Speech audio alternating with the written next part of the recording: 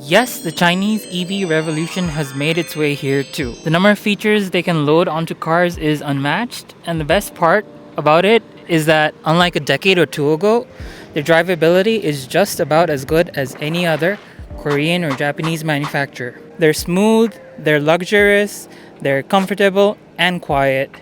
And this company's been making cars since 1959. Yep, it's actually China's oldest car manufacturer. And here's an EV SUV sedan crossover called the Changan Deepal S07 that's got it all. Underneath, it's got a 66.8 NMC battery, which will give a range of about 420 kilometers, WLTP estimate. That under the hood is mated to a 99 kilowatt motor and has 125 liters of frunk space. That produces 320 newton meters of torque. And while we're at numbers, the ground clearance on this car is a pretty decent 175 millimeters. And let me quickly add that this is another EV that's in a rear wheel drive configuration. The car also comes in a hybrid platform, but those are just sold abroad, at least for now. So without further ado, let me check what this car is all about.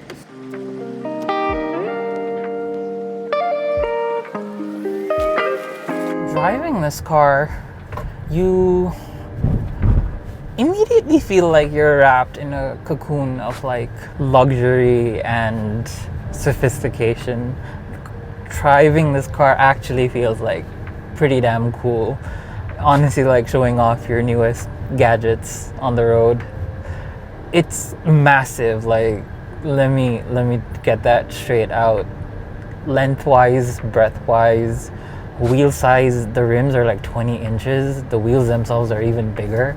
And oh my god, you can definitely feel that road presence on the car, not just by that intricate design this car has, but also by just how big the space it occupies on the road. And with that big space and like everything comes the heft of this car.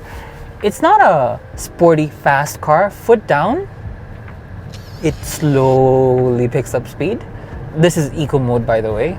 The car does provide an eco, a comfort, and a sport mode, but just for driving purposes, I'm leaving it in eco mode. And that 99 kilowatt motor does provide enough power, but it's not that zippy sort of quick overtakes that you're used to in like lighter electric vehicles. Let me preface that this car does weigh like a proper 2 tons. And with, again, that heft of this car, you feel very elegant in driving it. There's never that feeling of urgency in this car. It'll get you to speed, it'll do your cornerings, it'll hug the road, but it'll do it with a bit of class, as I quickly realized. The suspension too, again, heavy car, but it's a very plush suspension system. Not so plush that there's a lot of body roll. You do feel the weight of the car lugging around, but it really does a good job of like soaking in unevenness on the road and potholes and just jittery bits quite well. And the dampening is superb. Brake wise, all disc brakes, and on top of the regen that can be changed, the mode of the regen that can be changed via the instrument cluster, it feels more than adequate for a car this big. Regen also is not too intrusive, which honestly feels good. Like, really gives you that premium sort of thing. What I also really liked about this car is that the, like, up at this intersection, now that I have my indicators on, the car will show me my blind spot towards the left, which is an added bonus of this car. I really like this feature when it comes to driving. However, did you notice this? This takes quite a while to like go away, and so because I'm like navigating where my destination is right now, it's a bit of an interference. I don't get to like just see my navigations, and sometimes it can get a bit like confusing. The other thing I am slowly learning, though it's a very quick learning curve, is there's no speedometer in this car. There's no driver's display in the car. The speedometer is actually up here. Your gear selection, D for drive, R for reverse, is up here. And there's actually an augmented reality heads up display here that shows me precisely. I'm very shocked by how good the quality of this heads up display is. It's showing me exactly like the amount of power I'm putting in, the speed, the driving modes, and it's just enough information in front. My side light, my indicators are all given there. And so it really keeps you like firmly planted and attentive. However, the one thing I did notice is, again, the same thing with coupe shaped cars, large C pillars at the back, which just means a very slanted, small sort of rear glass, and as a result my rear visibility is not the best. And what I find the most difficult about this car unfortunately is the fact that there's not a single button on this cabin. There's so many like settings that you kind of need to toggle through, but it's inside, like it's here, from like regenerative braking to like changing your mirror controls, AC to like they're down here. I don't want to be looking at this all the time. I wish this interior did have a couple of more buttons. That would have made driving so much more easier.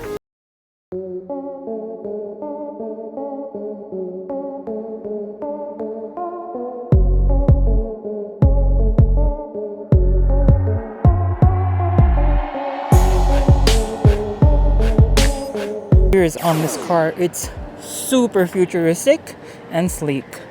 We'll start from the front. You have your Changan badging and a bunch of sensors on top, air intakes down here for your AC. It's an EV car, so it doesn't need it, but also on the sides here, functional air vents. This in abroad markets are actually a LCD screen that can reflect different designs. You have your headlights, side lights, all integrated here, all LED by the way.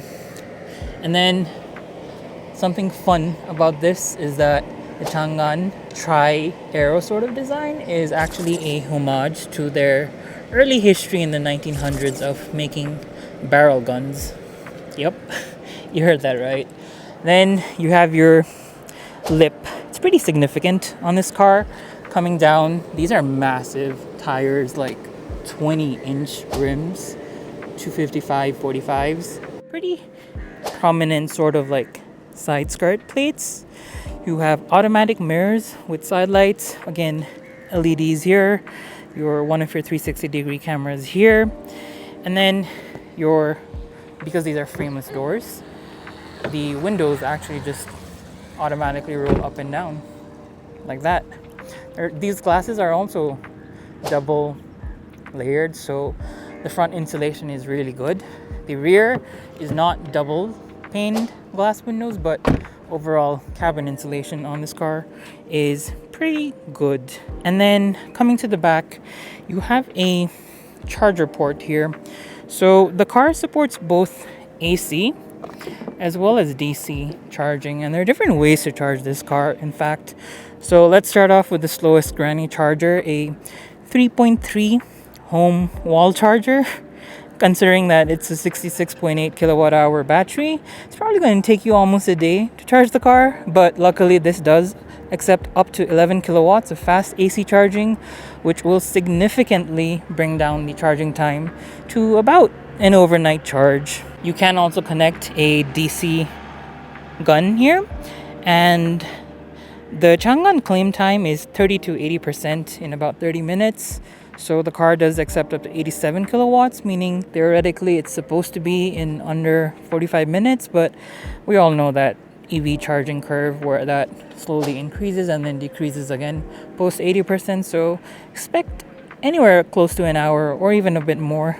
So now coming to the back of the car, it's a very sleek coupe design, which means this C-pillar on the side is quite large. Makes for a smaller rear glass window, which I was talking about earlier. There's like a double spoiler game sort of going on. One on top here, one down here. There is a stoplight at the middle. You do have rear wipers, and you have a proper tail bar that just stretches across the car, and side lights that sort of wrap up around the back of the car. You have your S07 badging there. Rear camera, one of the 360 cameras here. Your Deepal logo here, and again, 4 parking sensors at the bottom, and there's a bit of a plasticky sort of diffuser with a reflector stoplight at the bottom. And as for the boot space on this car, it's a pretty massive boot space for a massive car, and in standard orientation provides 475 liters of space. There is a bit of an underneath floorboard, but it's just place to put your extras. You have a tire mobility kit here. You also have a frunk at the front, which is more than enough for your charger and everything. But the back seats can be folded down in a 60 to 40 traditional sort of way to give even more space.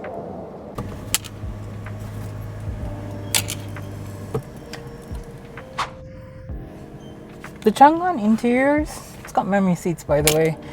It's got it all. It's very super posh. Leatherette finishing. Comes in 2 colors. This one's in black, but there's also like an orange black sort of one available in the market.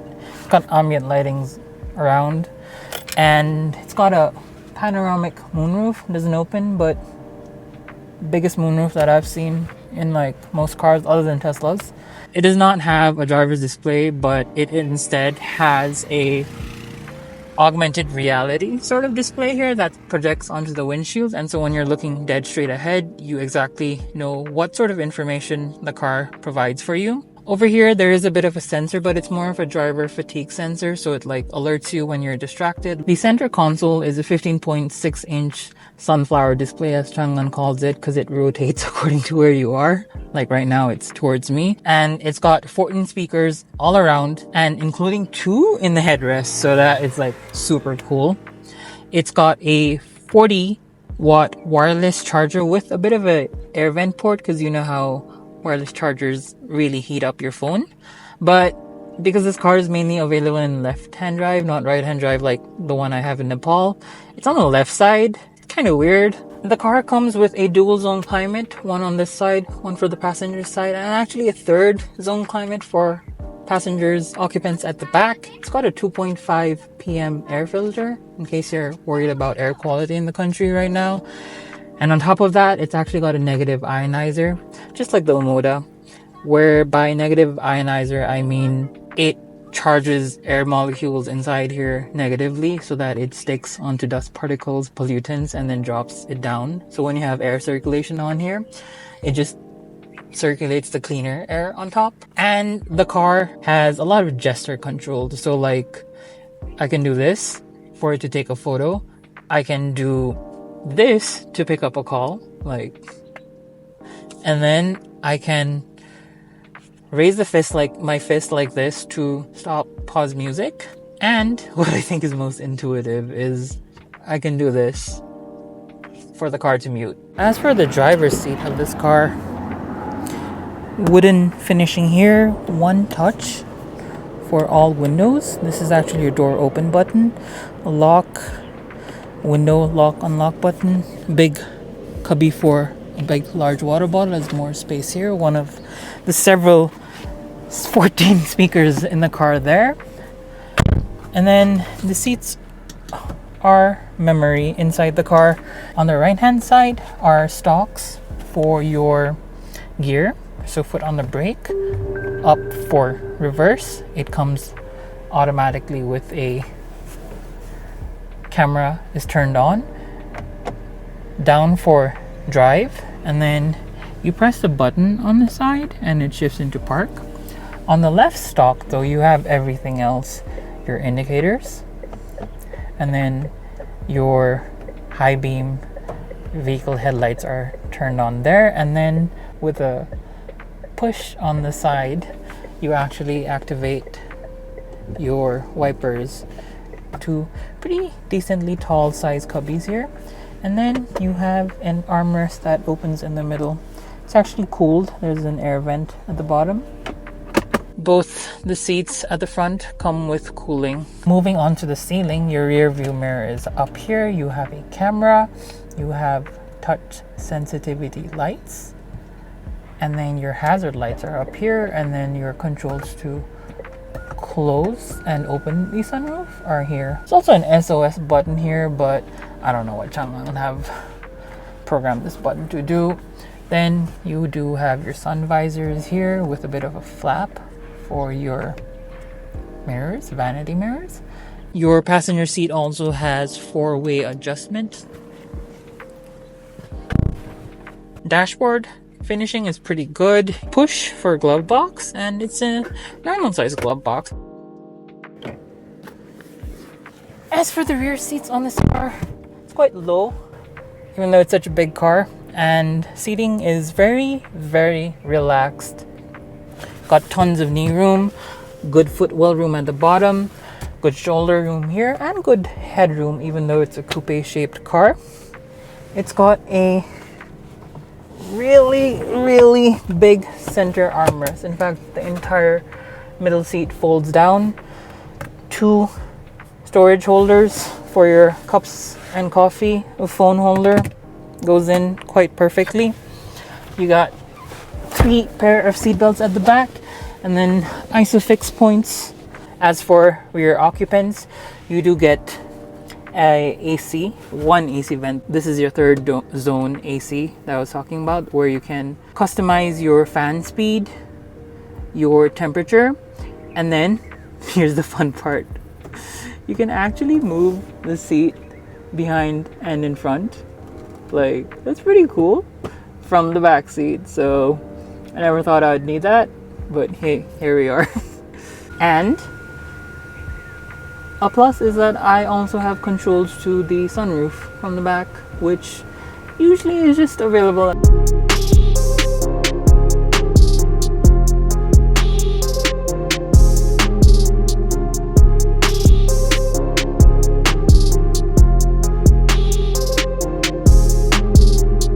I am definitely feeling very posh in this car.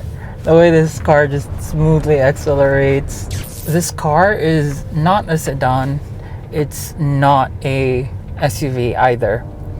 It's a crossover, so it's in theory the best of both worlds. And comfort-wise, it ticks all boxes, but utility-wise too, it ticks all boxes. Large space inside, even larger boot at the back, good legroom in front and behind. Also, not to mention, cabin insulation is fantastic. Like, you're really secluded from the outside world. And while the car might be a proper 2-ton weighing car, and you definitely do feel that while driving, like the weight sort of sloshes around, performance-wise, it meets up to standards. 320 Newton meters is pretty much ample to get you up to speed. It is a zippy sort of city drive, but it's not the fastest thing around, and you also don't get this car to be the fastest around. You get this car to like show off to your friends that you have the coolest gadget around. You know what I mean?